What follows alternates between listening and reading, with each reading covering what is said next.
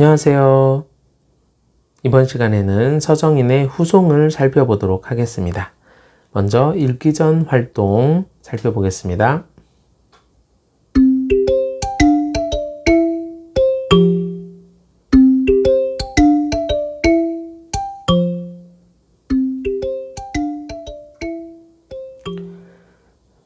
자, 서정인의 후송은 우선 전지적 작가 시점이라는 것을 알고 접근하면 좋을 것 같고요. 왜 전지적 작가 시점으로 소설을 전개했을까에 대한 고민이 필요한데, 거기에 나오는 주인공의 내면의 모습을, 내면을 아주 잘 설명해 줄 수 있기 때문에 그렇습니다. 그러면 주인공의 심리, 주인공의 내면은 어떤지 한번 체크하면서 읽어보시고요. 자, 이 작품에서는 군의관의 태도를 파악하는 게 굉장히 중요해요. 그래서 이 글에서는 2명의 군의관이 나오는데, 이 군의관이 이 주인공을 어떠한 태도로 대응하고 있는지, 어떠한 태도를 가지고 대하고 있는지를 확인해 보면서 작품을 읽어봤으면 좋겠습니다. 자, 그러면 작품 읽고 다시 만나겠습니다.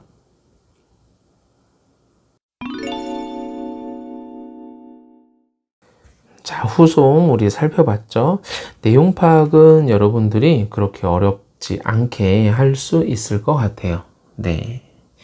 간단하게 체크를 해보면, 우선 후송이라고 하는 것은 전쟁터에서 어디가 다쳤을 때 뒤쪽으로 병원으로 보내진다 라고 하는 의미를 지니고 있습니다. 여기에서는 성중이가 굉장히 귀가 불편한 상태로 나오고요. 그렇죠. 자, 첫 번째 요 부분은 첫 번째 군의관을 만나는 부분입니다.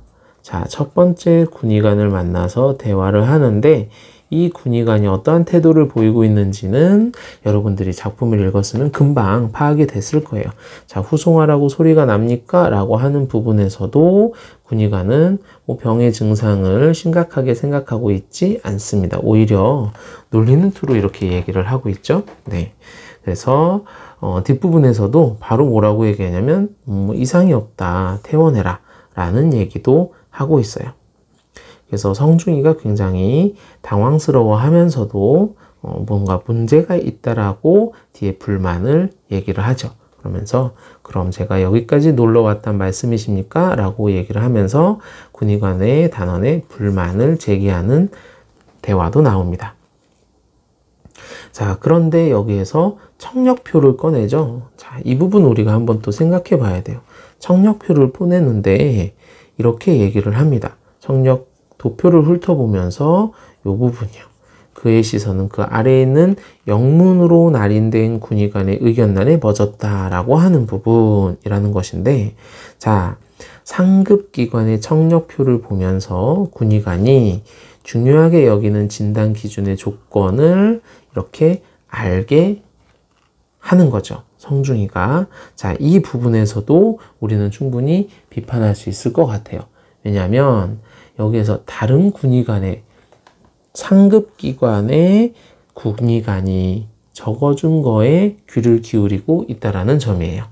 자, 상하체계가 확실히 잡혀 있고, 자, 그 다음에 이런 표현이 나와 있어요.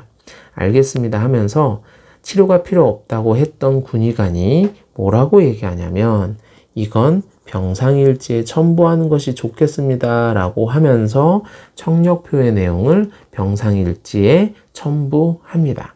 자, 여기에서 중요한 것은 실제로 아픈 것보다 자기보다 상급기관에서 뭔가 이상이 있다라는 걸 적어줬기 때문에 권위와 그 다음에 어떤 절차, 이런 것들이 중요하다라는 걸 알 수 있습니다. 권위와 절차를 훨씬 더 중요하게 생각하는 거예요. 실제 환자의 아픔보다는 병상일지에 첨부하는 절차, 그 다음에 상급기관이라고 하는 권위, 이런 것들을 중요하게 생각한다라는 점을 알 수 있습니다. 이걸 또 이 소설에서는 비판하고 있는 것이고요. 그래서 바로 이 장교님 후송 상신하라고 해 라고 얘기하면서 바로 후송을 보내죠. 그래서 고통의 당사자인 성중이가 느끼는 것보다는 권위와 절차 형식이 훨씬 더 중요시 되고 있는 상황이라는 것을 확인해 볼 수 있습니다. 자, 그 다음 부분 볼게요. 후송병원에 후송이 돼서 나흘이나 돼서야 군의관을 만나게 된 거예요. 여기서부터도 이미 갈등이 있었다는 걸 알 수 있죠. 바로바로 확인되는 것이 아니라 오랜 시간 뒤에 만나게 된 겁니다. 자, 두 번째 군의관과의 대화죠. 두 번째 군의관과 대화를 나눕니다. 자, 대화 내용을 한번 이렇게 쭉 보시면 좀 이상한 점이 있어요. 그쵸? 이 의견과 여기에서 후송 방향과는 별 문제입니다 라고 되어 있어요. 청력 도표를 펼쳐서 봤는데 후송 방향과는 별 문제다. 별개의 문제다 라는 거예요. 후송 석사의 조건이 당사자의 고통이나 군의관의 의견서랑은 상관없이 또 다른 요인이 있었다라는 거예요. 이건 뭐냐면 후송이 되기 어려운 이유가 있을 것이다 라는 거기 때문에 과정이 복잡하다라는 것도 우리가 확인해 볼 수 있습니다. 자, 뒤에서 후송 가고 싶다고 하면서 어떻게 하면 후송을 갈 수 있는지 두 번째 군의관에게 계속 질문을 하죠. 자, 그 다음 쪽 넘어가겠습니다. 자, 그 다음 쪽 보면 어떻게 해야 수도로 후송이 될 수 있는가 라는 얘기를 하죠. 자, 여기에서 수도가 훨씬 더 좋은 병원이기 때문에 자신의 귀를 치료하기 위해서 여기를 계속 강조하고 있는 겁니다.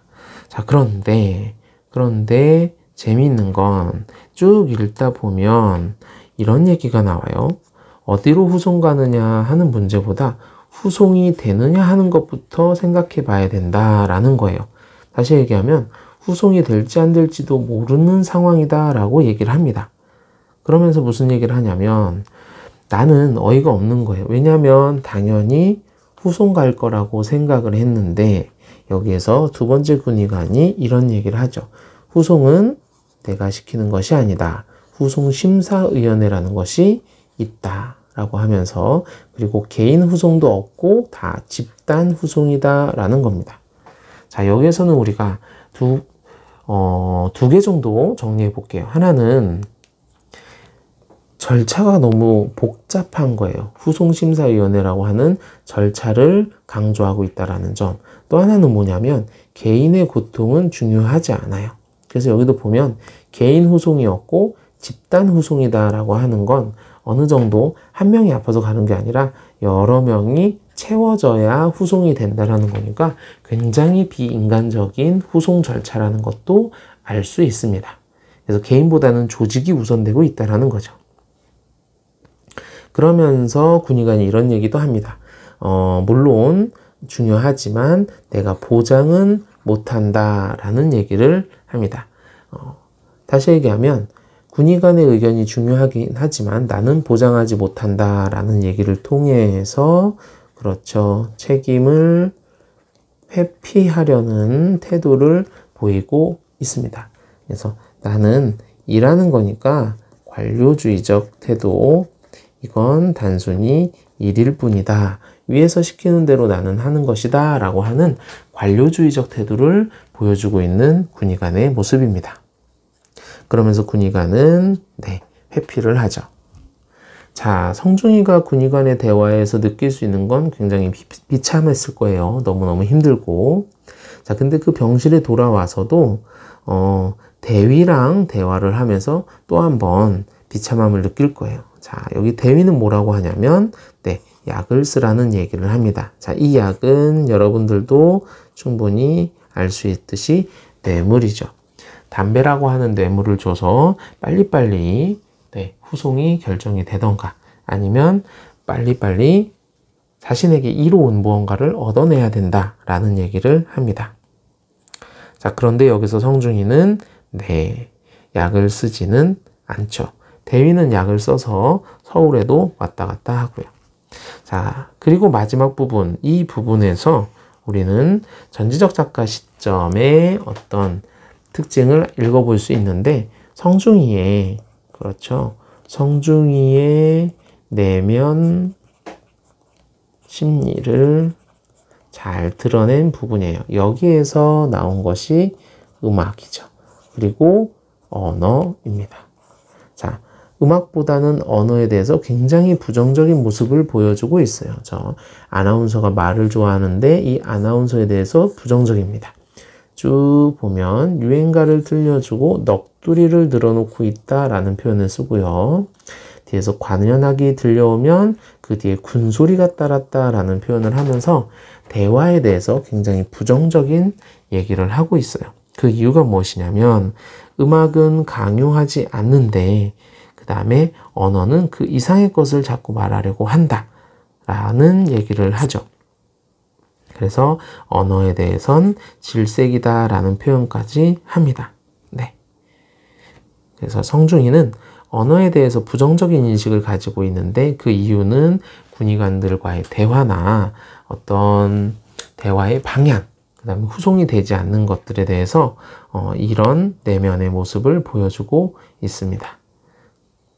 자, 되셨나요? 그래서 이 작품은 후송을 가야 되는데 제대로 후송을 가지 못하는 성중이의 모습을 통해서 개인의 고통이나 이런 것들은 외면하고 비합리적인 조직의, 비인간적인 조직의 모습을 비판하고 고발하고 있는 작품이다. 이렇게 정리해 볼 수 있겠습니다. 그러면 함께 정리하기 부분 통해서 정리를 해보고 수업 마무리하도록 하겠습니다.